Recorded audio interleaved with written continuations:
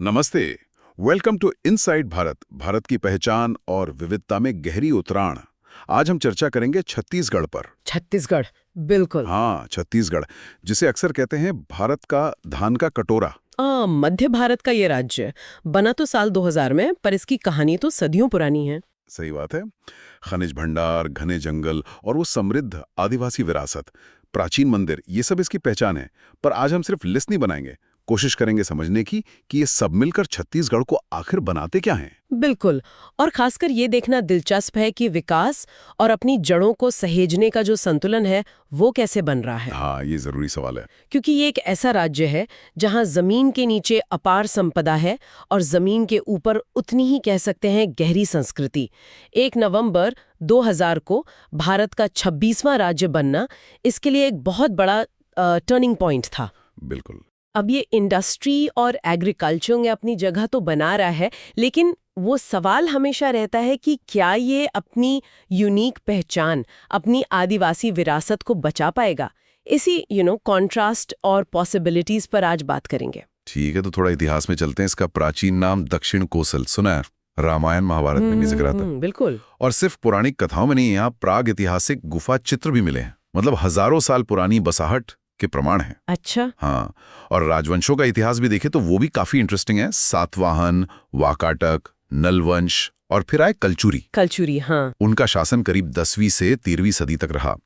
और आज जो हम सिरपुर और राजिम जैसी जगहों पर शानदार मंदिर देखते हैं ना, उनमें कलचुरी आर्किटेक्चर की छाप साफ दिखती है। बाद में फिर गोंड राजाओं का प्रभाव बढ़ा और फिर मराठा आए। और ये छत्तीसगढ़ नाम 36 किले वाला, हाँ, माना जाता है कि ये नाम यानी 36 किले ये मराठा काल की ही देन है। ये सिर्फ एक नाम नहीं था, उस दौर की जो एडमिनिस्ट्रेटिव स्ट्रक्चर थी उसका प्रतीक था ये। अच्छा, फिर आया ब्रिटिश राज, तब ये सेंट्रल प्रोविंसेस एंड बरार का हिस्सा था। हाँ, और आज़ादी की लड़ाई में भी खासकर जो ट्राइबल कम्युनिटीज के विद्रोह हुए, जैसे वीर नारायण सिंह का संघर्ष, वो बहुत अहमियत रखते हैं। बिल्कुल। 1947 के बाद तो ये मध्य प्रदेश का हिस्सा बन गया। सही।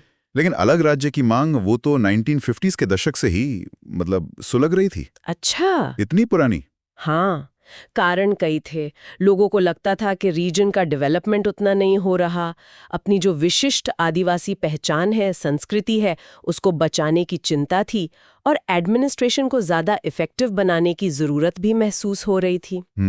तो काफी सालों के आंदोलन के बाद आखिरकार 1 नवंबर 2000 को छत्तीसगढ़ मध्य प्रदेश से अलग होकर एक नया राज्य बना। झारखंड और उत्तराखंड के साथ ही। बल्कि एक एस्पिरेशन की पूर्ति थी, अपनी किस्मत कह सकते हैं, खुद लिखने का मौका। अब जरा इसके भूगोल को देखें। लोकेशन तो एकदम भारत के केंद्र में है। 7 राज्यों से सीमाएं लगती हैं इसकी। हाँ, 7 राज्य यूपी, झारखंड, ओडिशा, आंध्र प्रदेश, तेलंगाना, महाराष्ट्र और मध्य प्रदेश। एरिया करीब 1,35,000 वर्ग किलोमीटर। और लैंडस्केप भी काफी विविध है। बिल्कुल, बीच में तो है वो विशाल छत्तीसगढ़ का मैदान जो महानदी नदी का बेसिन है। ज्यादातर खेती यहीं होती है। अच्छा। उत्तर में छोटा नागपुर पठार का पहाड़ी इलाका है और दक्षिण में दक्कन पठार की पहाड़ियां, मतलब बस्तर वाला रीजन। महानदी तो लाइफलाइन है ही। हाँ, महानदी मुख्य नदी है, पर शिवनाथ, इंद्रावती, हस्तो, सबरी जैसी कई और नदियां भी हैं जो इरिगेशन और जीवन के लिए जरूरी हैं। और वो जंगलों वाला आंकड़ा करीब 44%। हाँ, करीब 44% इलाका फॉरेस्ट से कवर्ड है। ये भारत के सबसे ज्यादा फॉरेस्ट कवर वाले राज्यों में से एक है। बाप रे। और इसी वजह से यहाँ जबरदस्त बायोडाइवर्सिटी है। टाइगर, लेपर्ड, वाइल्ड बफलो जो स्टेट एनिमल भी है। तो ये जो ज्योग्राफी है ना, ये सीधे तौर पर यहाँ के रिसोर्सेज, आदिवासी जीवन शैली और जो मौजूदा चैलेंजेस हैं, जैसे माइनिंग वर्सेस एनवायरनमेंट, उनसे जुड़ी हुई है। सही बात है। और मौसम कैसा रहता है? मौसम टिपिकल ट्रॉपिकल है, मतलब उष्णकटिबंधीय। गर्मियां मार्च जून काफी तेज होती हैं। टेम्परेचर कभी-कभी 45-47 डिग्री सेल्सियस तक चला जाता है। ओह। मॉनसून जुलाई अक्टूबर में अच्छी बारिश होती है, करीब 1200-1400 mm। और सर्दियां नवंबर फरवरी काफी प्लेजेंट रहती हैं, 10 से 25 डिग्री सेल्सियस के बीच। तो घूमने के लिए सर्दी का मौसम बेस्ट है। हाँ बिल्कुल, नवंबर से फरवरी। लोगों की बात करें, डेमोग्राफिक्स, 2011 में आबादी करीब 2.5 करोड़ थी, अब तो लगभग 3 करोड़ के आसपास होगी। हाँ, लगभग। अच्छी बात यह है कि सेक्स रेशियो, लिंगानुपात 991 है। ये नेशनल एवरेज से बेहतर है। हाँ, ये काफी अच्छा है। इलेक्ट्रिसिटी रेट करीब 71%, पॉपुलेशन डेंसिटी कम है, करीब 189 लोग प्रति वर्ग किलोमीटर, और ज्यादातर आबादी लगभग 77% अभी भी गांवों में रहती है। बिल्कुल। और यहाँ की जो सबसे बड़ी खासियत है वो है आदिवासी आबादी।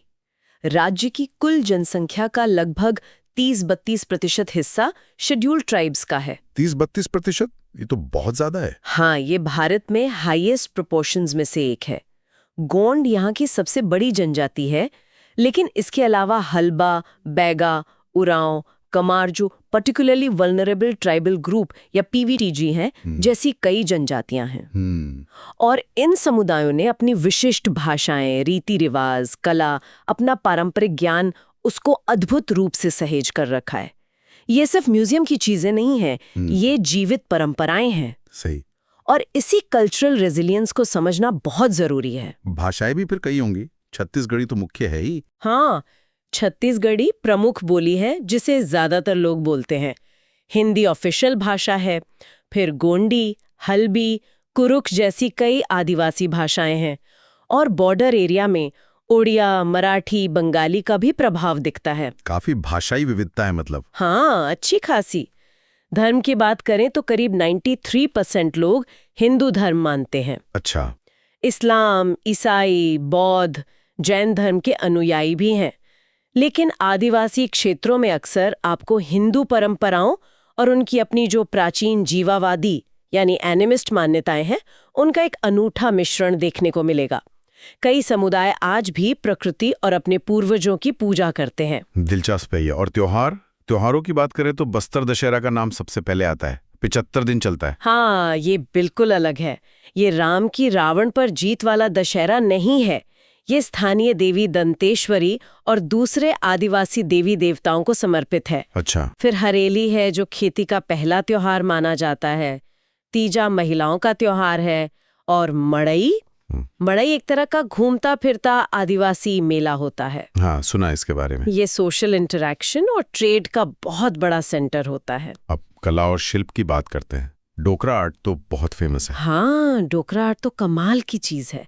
ये लॉस्ट वैक्स कास्टिंग तकनीक से मेटल, पीतल या कांसे की मूर्तियां बनाने की कला है। कहते 4000 साल से भी पुरानी है। 4000 साल? हाँ, और इसकी खासियत ये है कि हर पीस यूनिक होता है, क्योंकि वो जो मोम का मॉडल होता है वो हर बार नष्ट हो जाता है। अच्छा, इसलिए? फिर बस्तर का लौह शिल्प है, रॉट आयरन क्राफ्ट कहते हैं, बेल मेटल क्राफ्ट, बांस और लकड़ी का काम, टेराकोटा, सब लाजवाब है।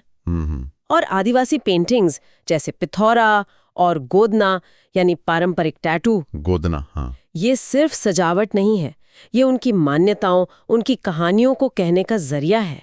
ये क्राफ्ट्स असल में लिविंग हिस्ट्री हैं। बिल्कुल। संगीत और नृत्य भी उतने ही रंगीन हैं। पंथी नृत्य सतनामी समुदाय का है, जो गुरु घासीदास के संदेशों पर आधारित है। राउत नाचा यादव समुदाय दिवाली के बाद करते हैं, उसमें कृष्ण लीलाओं की झलक होती है। कर्मा और सैला बहुत पॉपुलर आदिवासी नृत्य हैं, फसल वगैरह से जुड़े हुए। और पंडवानी, महाभारत की कथाओं का गायन, तीजनबाई ने इसे इंटरनेशनल स्तर पर पहचान दिलाई है। हाँ, तीजनबाई जी का नाम तो सब जानते हैं। ये सिर्फ मनोरंजन नहीं है, ये ओरल ट्रेडिशन को जीवित रखने का तरीका है। सही कहा। और खानपान, वो कैसा है? खानपान भी यहाँ की सादगी और प्रकृति से जुड़ाव दिखाता है। चावल तो मुख्य भोजन है ही, धान का कटोरा जो है, हाँ। इसके अलावा बफौरी है जो चना दाल का स्टीम्ड केक जैसा होता है, चीला चावल का पैनकेक, फरा चावल के आटे के डम्पलिंग्स, अमात एक तरह की खट्टी सब्जी, अंकर रोटी चावल की मोटी रोटी, ये कुछ खास चीजें हैं। सुनने में ही अच्छा लग रहा है। और आदिवासी व्यंजनों में जंगल से मिलने वाली चीजों का खूब इस्तेमाल होता है। बांस करी, मतलब बांस के जो नर्म अंकुर होते हैं, तरह तरह के मशरूम, महुआ के फूल से बनी शराब और मिठाई भी बहुत पॉपुलर है। महुआ? हाँ, तो यहाँ का खाना सीधे तौर पर जमीन और मौसम से जुड़ा है। ये दिखाता है कि संस्कृति कैसे भूगोल से इन्फ्लुएंस होती है। बिल्कुल। अब आते हैं अर्थव्यवस्था पर। राज्य बनने के बाद छत्तीसगढ़ ने तेज आर्थिक वृद्धि दर्ज की है, ऐसा सुनते हैं। हाँ, बिल्कुल। इसकी इकॉनमी मुख्य रूप से मिनरल्स, एग्रीकल्चर और इंडस्ट्री पर टिकी है। GSDP यानी ग्रॉस स्टेट डोमेस्टिक प्रोडक्ट वो लगातार बढ़ा है। तो खनिज संसाधन मिनरल्स की बात करें तो इसे मिनरल स्टेट या इंडिया का पावर हब भी कहते हैं। हाँ, यूं ही नहीं कहते। कोयले के तो विशाल भंडार हैं, खासकर कोरबा रायगढ़ वाले इलाके में। बस्तर क्षेत्र में बेहतरीन क्वालिटी का आयरन ओर मिलता है। जो स्टील इंडस्ट्री के लिए बहुत जरूरी है।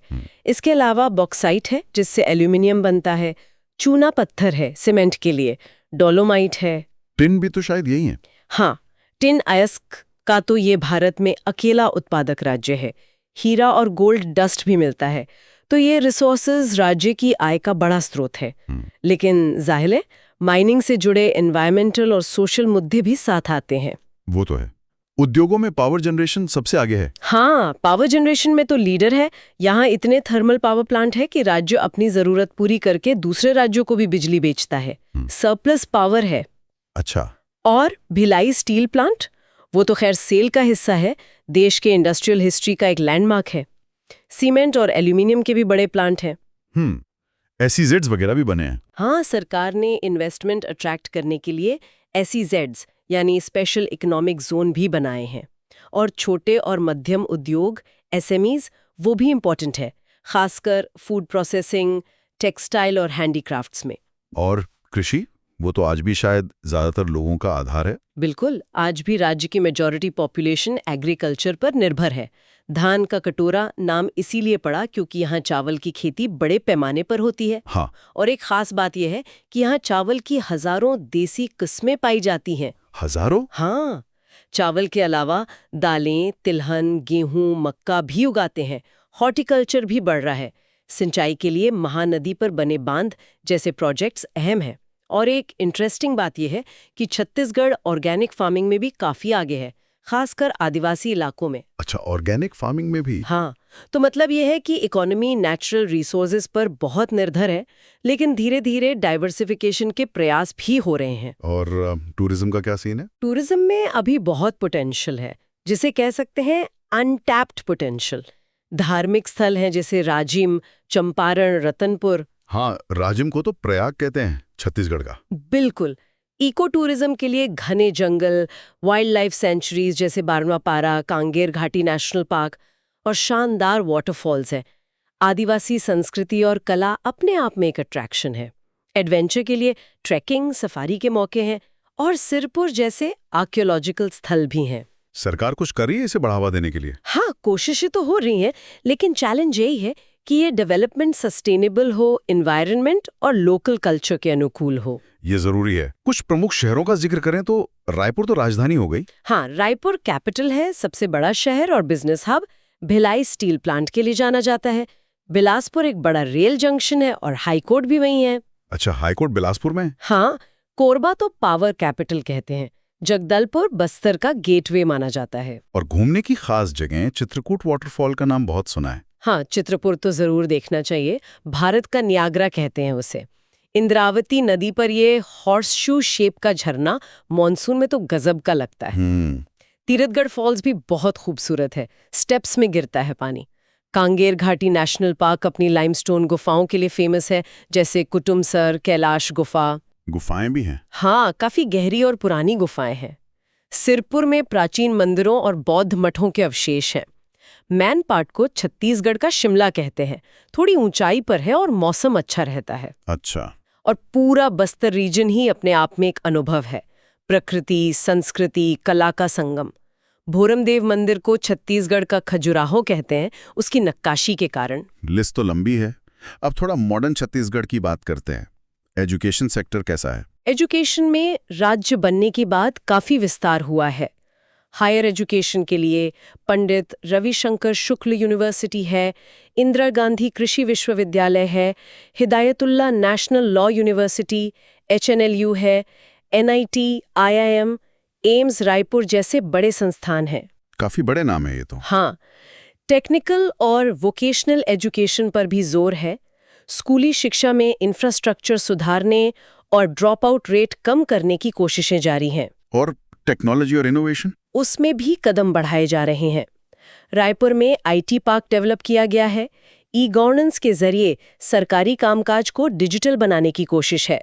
स्किल डेवलपमेंट पर फोकस है ताकि युवाओं को रोजगार मिल सके। एग्रीकल्चर, माइनिंग टेक्नोलॉजी और रिन्यूएबल एनर्जी जैसे क्षेत्रों में R&D को भी बढ़ावा दिया जा रहा है। इंफ्रास्ट्रक्चर की बात करें तो रोड्स, रेलवे, एयरपोर्ट। इंफ्रास्ट्रक्चर यानी बुनियादी ढांचा भी सुधरा है। सड़कों का नेटवर्क काफी फैला है, रेलवे कनेक्टिविटी अच्छी है। बिलासपुर में साउथ ईस्ट सेंट्रल रेलवे का जोनल हेडक्वार्टर है। रायपुर एयरपोर्ट अच्छी तरह कनेक्टेड है। बिजली की स्थिति तो अच्छी है ही, सरप्लस स्टेट है। सिंचाई सुविधाएं बढ़ी हैं। शहरी विकास के लिए स्मार्ट सिटी मिशन जैसी योजनाएं चल रही हैं। हेल्थ सर्विसेज का विस्तार हुआ है, लेकिन दूर दराज के आदिवासी इलाकों तक क्वालिटी हेल्थ केयर पहुंचाना अब भी एक बड़ा चैलेंज है। समझ गया। अब थोड़ा पॉलिटिकल लैंडस्केप पर आते हैं। एडमिनिस्ट्रेटिव सेटअप कैसा है? यहाँ मुख्यमंत्री सरकार का प्रमुख होता है, राज्यपाल संवैधानिक प्रमुख, विधानसभा एक सदनीय है, यूनिकैमरल, जिसमें 90 सीटें हैं। 90 सीटें? हाँ। हाईकोर्ट बिलासपुर में है। राज्य में अब 33 जिले हो गए हैं। पंचायती राज व्यवस्था गांव में और नगर निकाय शहरों में स्थानीय शासन देखते हैं। और पॉलिटिक्स में मुख्य पार्टीज कौन सी हैं? राजनीतिक रूप से मुख्य मुकाबला बीजेपी और कांग्रेस के बीच ही रहा है। 2003 से 2018 तक, मतलब 15 साल, लंबे समय तक बीजेपी का शासन रहा। रमन सिंह मुख्यमंत्री थे। हाँ, काफी लंबा कार्यकाल था उनका। बिल्कुल।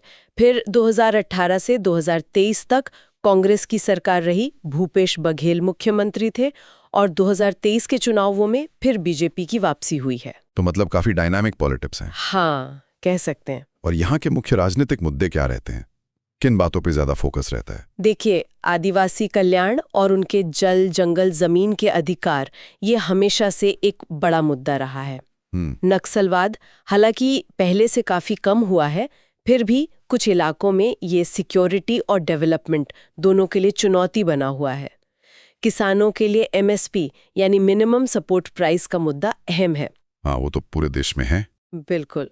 फॉरेस्ट राइट्स एक्ट का सही तरीके से इम्प्लीमेंटेशन एक और महत्वपूर्ण विषय है, और हमेशा वो बहस चलती रहती है कि डेवलपमेंट प्रोजेक्ट्स, खासकर माइनिंग वाले, और एनवायरनमेंट के बीच संतुलन कैसे साधा जाए। ये संतुलन साधना ही सबसे मुश्किल काम है शायद। बिल्कुल। छत्तीसगढ़ ने कई जानी मानी हस्तियां भी दी हैं।